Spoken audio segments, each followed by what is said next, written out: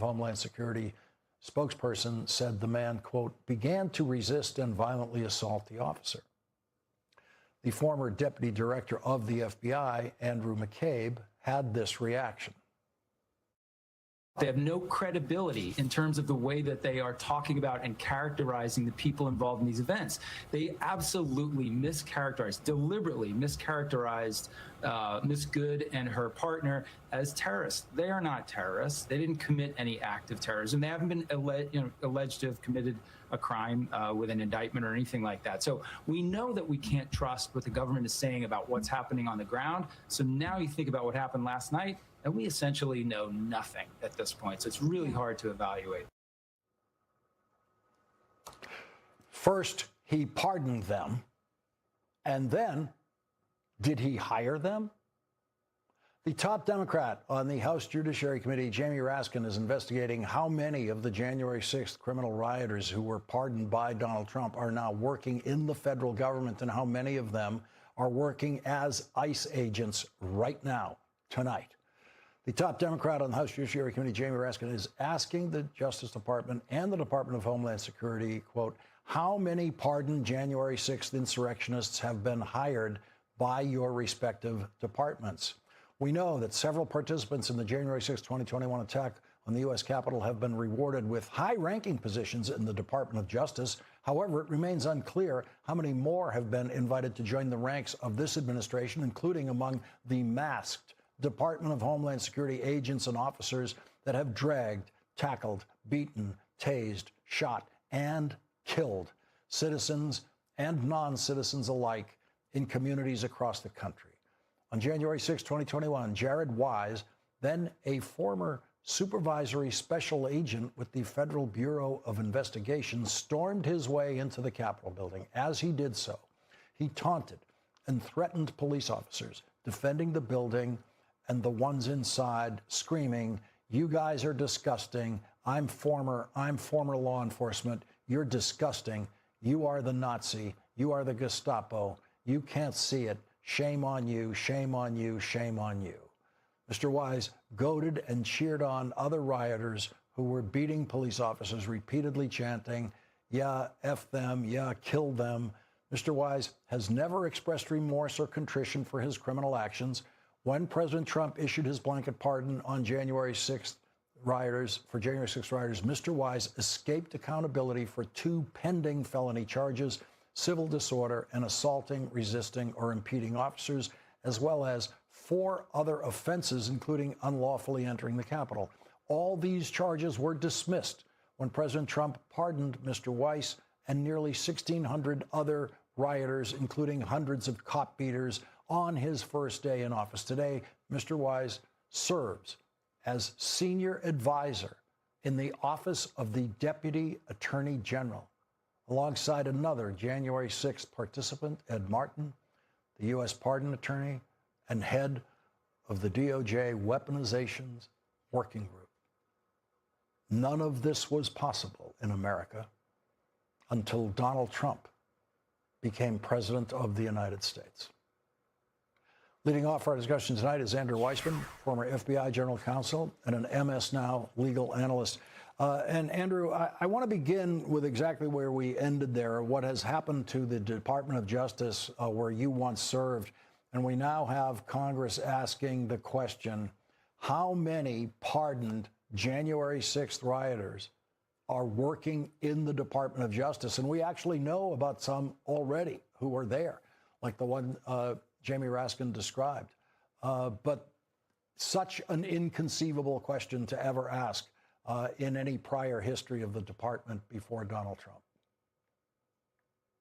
It is inconceivable. That is the world that we are living in. And normally to work in the federal government, let alone the Department of Justice, it would help not to have a felony.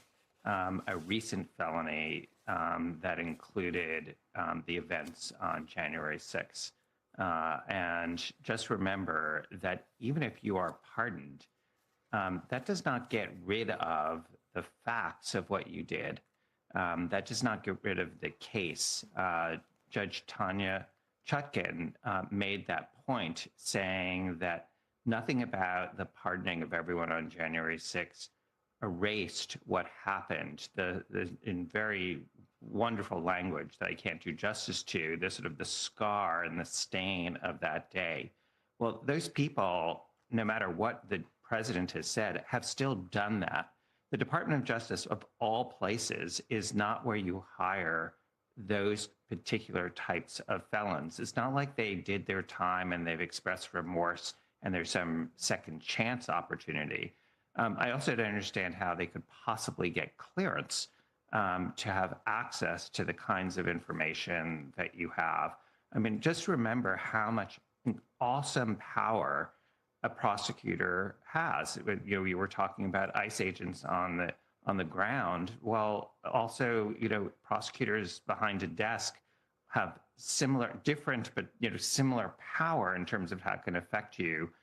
The lack of judgment and the way in which that just embodies the corruption that is going on at all levels of this government. So one more point about this. On Justice Department forms for hiring, there's a variety of questions you can ask. You can ask, have you ever been arrested? You can ask, have you ever been convicted of a crime? And when you're pardoned, you are still someone who has been arrested. If you've been pardoned and you're asked on a form, have you been arrested? You have to answer yes. And if these people didn't, they've committed a crime in filling out that federal form. Oh, absolutely. I mean, there's no question that this comes up. And there's no question that in any normal time, you have questions about all sorts of aspects that relate to your conviction. The pardon doesn't change that. And so you have to remember the president's view that also included Emile Beauvais' view was that January 6th and all of these prosecutions were a grave injustice. That they were ever held to account for what we all saw with our eyes on January 6th. Andrew, the possibility of troops flooding the streets of Minneapolis now is very much a possibility. What do you make of the Insurrection Act and how we might see it used here? You know, Lawrence, you just talked about something that was unthinkable.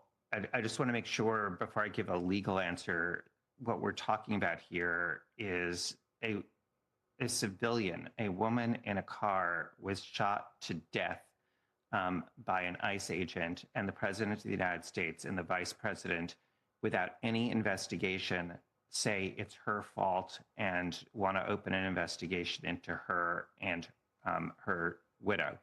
And they want to have no investigation of the agent. And people are rightfully upset at that.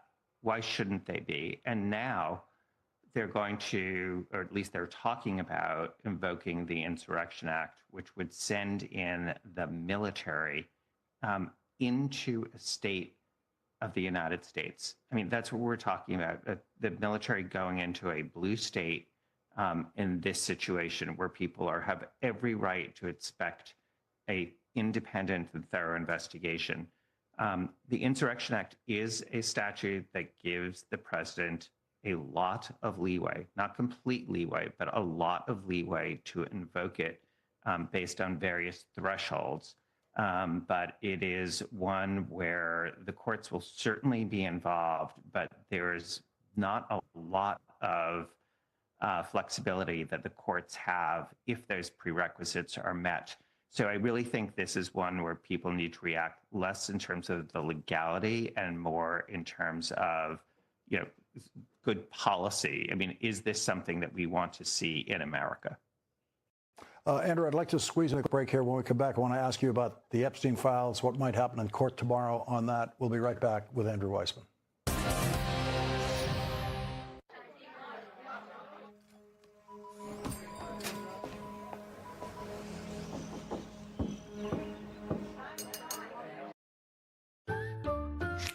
This is an important step for all our employees. Blah, blah, blah, blah, blah.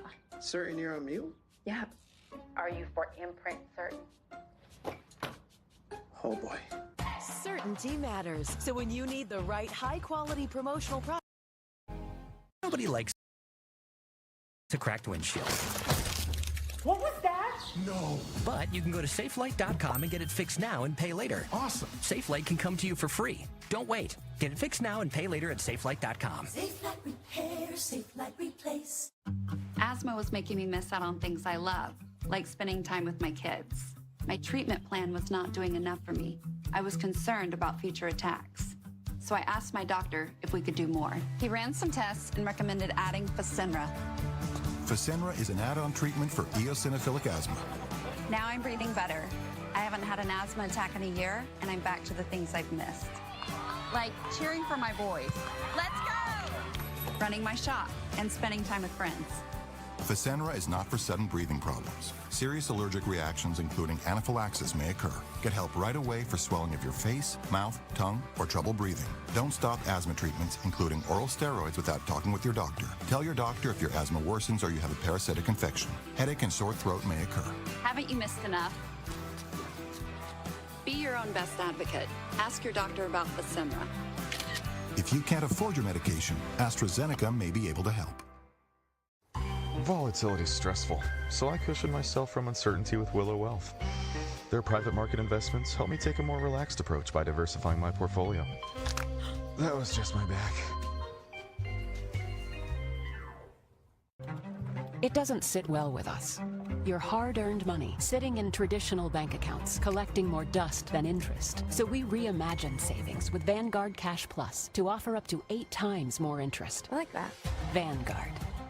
Your ED could be in your head, but for too long, outdated ED meds have been obsessed with your plumbing, giving no thought to the spark that starts in your brain way before anything even twitches. That's why we made Rougiette Ready, the first ED med that works on both brain and body, with sildenafil and tadalafil to help optimize your body's natural response, and apomorphine to complement that reaction in your brain. So don't just get a reaction, get ready.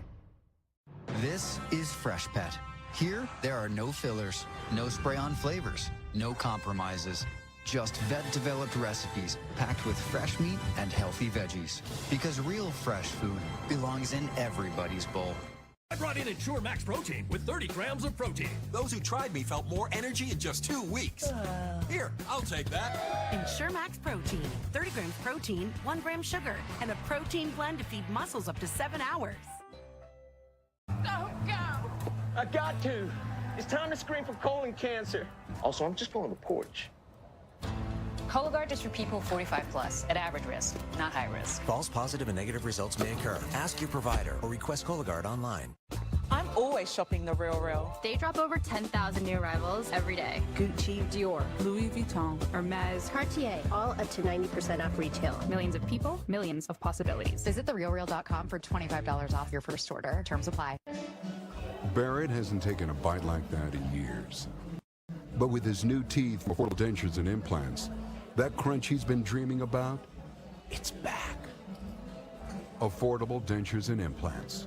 That's what we do. If history has taught us anything, it's not to root against the underdog, against impossible odds. You don't stand down. You swing first. Kalshi. This isn't your average pill. This is Rose Sparks. Rose Sparks. Rose Sparks. Rose Sparks. Rose Sparks is a fast-acting solution because it dissolves under your tongue. Rose Sparks. Guys, get started today. Connect with a provider to find out if Rose Sparks are right for you. Tomorrow is the deadline for Donald Trump's Justice Department to explain to federal judge Paul Engelmeyer why they are in violation of the Epstein Files Transparency Act, the law that required the Justice Department to hand over all of the Epstein files to the House of Representatives 26 days ago. The Trump-controlled Justice Department has handed over less than 1% of the Epstein files in the Justice Department's custody. But there are more Epstein files that might not be in the Justice Department's custody, and the top Democrat on the Senate Finance Committee knows where to find them. The Senate Finance Committee has jurisdiction over the United States Treasury, which gives the Finance Committee authority to examine Treasury Department files. And that is exactly what the top Democrat on the Finance Committee, Ron Wyden, has been doing.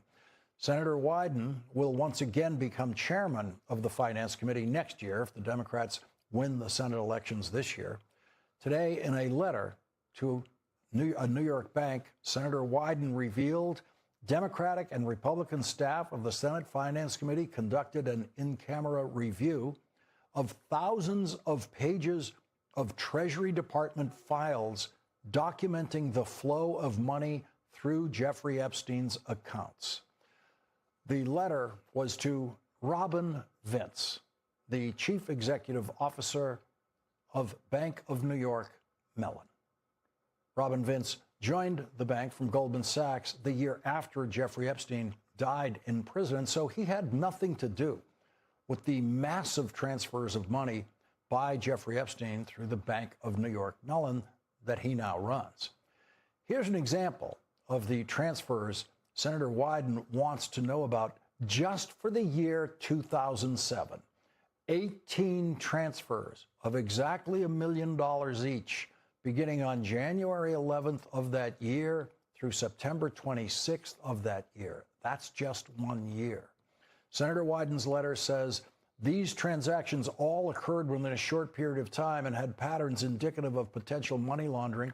The Treasury Department and other financial regulators have regularly put out guidance to banks that large round dollar transactions, repetitive transactions, and circuitous money movements are highly suspicious. Senator Wyden is now demanding all of the suspicious activity reports filed by the bank or were supposed to be filed by the bank with the Treasury Department as required by law. Senator Wyden's letter says this raises serious concerns that BNY may have violated federal anti-money laundering laws that require financial institutions to conduct due diligence on customer relationships and report suspicious activity to the United States government in a timely fashion. Epstein was moving enormous sums of money around the globe to traffic women and girls, and BNY was well positioned to blow the whistle. BNY may also have broken the law by waiting years to report Epstein's suspicious transactions to U.S. regulators. So it is now up to Bank of New York Mellon CEO Robin Vince to decide how he wants to play his part in the Epstein files story. Will he do what Donald Trump would want him to do and release no information or 1% of the information the bank has about Jeffrey Epstein? We saw some corporate courage this week when Donald Trump visited a Ford factory. The courage did not come from the CEO or any of the high-ranking executives surrounding Donald Trump. The courage came from an auto worker on the factory floor, TJ Sabula, who called Donald Trump a pedophile protector as Donald Trump walked by, thereby provoking the childish rage of Donald Trump and an exhibition of Donald Trump's very small middle finger aimed at TJ Sabula. TJ Sabula told the Washington Post, "I don't feel as though fate looks upon you often, and when it does, you better be ready to seize the opportunity. And today I think I did that." Fate is now looking upon Robin Vince, the CEO of a bank that intentionally or unintentionally helped Jeffrey Epstein run a $1 billion sex trafficking conspiracy for decades. Robin Vince had nothing to do with that, but now he does. Will he turn over his bank's portion of the Epstein files? Or will he live in fear of Donald Trump's middle finger like most corporate executives? Will the bank CEO have the courage of a factory worker like TJ Sabula? Andrew Weissmann is still with us. Andrew, this pursuit of this angle on the Epstein files is something that Senator Wyden at the Finance Committee has been uniquely powered to do and has been pursuing for years. And when you see that money laid out there, and they obviously have much more that they've developed. They didn't put it all in that letter. There's really quite a story being told in that flow of money. Well, absolutely. I mean, I'm not the first to say, follow the money.